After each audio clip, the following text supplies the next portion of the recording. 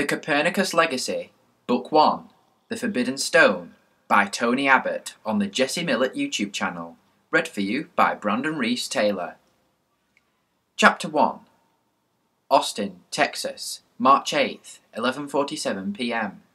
How and why and precisely when Wade Kaplan dreamed that his priceless star chart had burst into flame he didn't know, but the instant its swirls of silver ink and richly painted constellations caught fire, he bolted awake.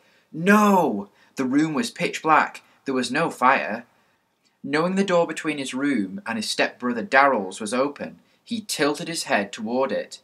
Slow, rhythmic breathing. Okay, good. The first official day of school vacation had hardly been restful. Rushing around doing last-minute chores before his stepmom, Sarah, flew off on a business trip to South America.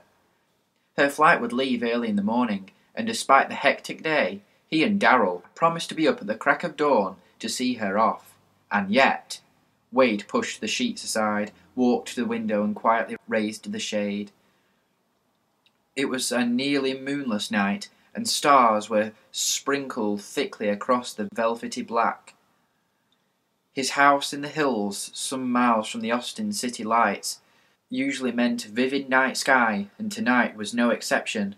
Turning to his desk, he opened the top drawer and drew out a leather satchel the size of a large paperback. Not only had it not burned, it was cool to the touch, and he realized it had been weeks since he'd handled it. He undid its straps and removed a thick sheet of folded parchment.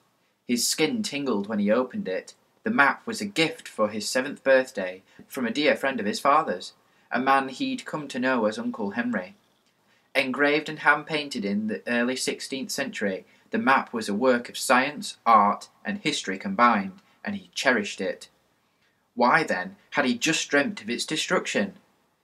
Wade turned the star map around until it matched the arrangement of constellations outside his window. Then, as if it had waited for him to simply look up, a meteor slid slowly across the dark, sparking as it passed. "Darrell, look!" he said instinctively, waiting for a second streak of light, knowing that one never comes when you expect it. A slow minute went by. No, that was all. He traced his finger across the map, right through the Draco and Cygnus. The bad kids from Harry Potter? Wade spun around.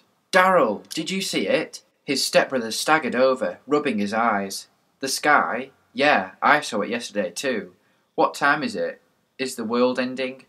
"Answer the second question first." Wade laughed. "About midnight. I just saw a meteor. They're actually much more common than people think. And yet here we stand, staring out your window. Mum's trip comes in like an hour, doesn't it?" "I know. Sorry." Wade had known since he was a toddler that stars were energy protruding balls of fiery gas burning at incredible heat hundreds of millions of miles away.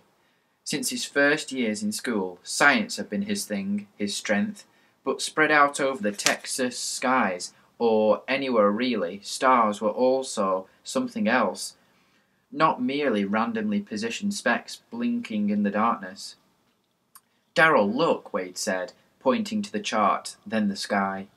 "That's Cepheus. See, it's a kind of box with a pointed hat on top, and that's one of Pegasus's legs.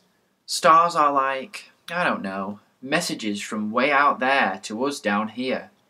If only we could read the code, you know?" Darrell squinted. "I don't really see them, but I believe you, which is part of the stepbrother code. I also believe I need to sleep or I'll die." He started back to his room. "Uncle Henry wrote me once. The sky is where mathematics and magic become one. Isn't that so cool? I'm becoming one with my bed. Tomorrow we'll go to the campus observatory," Wade said. "You have to see it." "It's already tomorrow, and I'm already asleep," Darrell said. Then he turned from the doorway. "But seriously, bro, very cool. I get it." In 3 strides he was on his bed, exaggeratedly, went quiet, and was, amazingly, asleep. Wade watched a minute longer, then drew the shade down. He folded the celestial chart and carefully returned it to his desk drawer, where math and magic became one. Wade felt that too. He felt it like he felt his own heartbeat. Since the beginning of time, people had read whole stories in the sky, finding the past, present and future in the seeming arrangement of star to star to star. When he thought of the kind old man who'd given him the priceless chart 6 years before, he smiled. Thanks again, Uncle Henry. Crawling back into bed, Wade felt strangely calm. He had no idea that in the coming days he, and Darrell too, would measure their lives as happening before or after that starry night.